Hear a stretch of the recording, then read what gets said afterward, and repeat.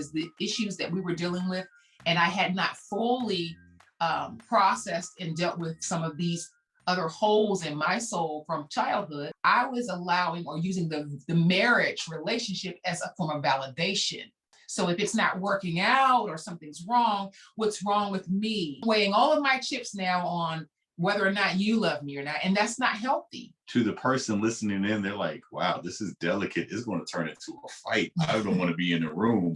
But we were talking about it so casually because while nobody still enjoys having a scar, like you have a scar on your face, you're like, oh my gosh, everybody's going to always look at that, and that you're not comfortable with that until you kind of get comfortable and make it your own. It's not a wound.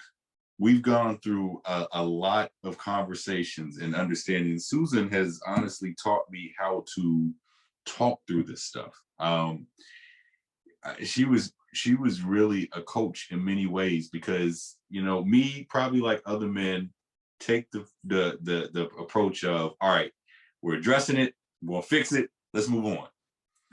And that was my posture when we first had to deal with surviving this infidelity. You really are both superheroes, and you met your match, I feel very strongly. And I just want to praise you for being very authentic and showing an example of what real love is. Real love, I got So how do we get in touch with you?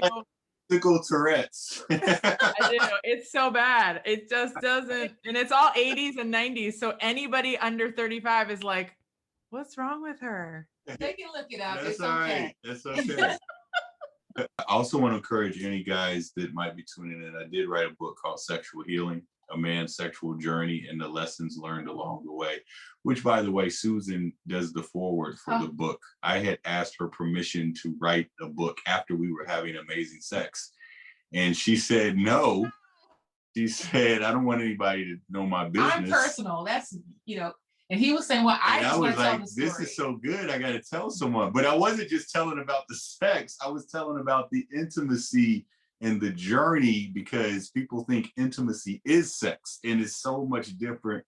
And for many men, our education was porn. Pretty, and I'm smart. I'm beautiful. There's value in every part of me. And it doesn't have to look like what that looks like for someone else. And that's okay.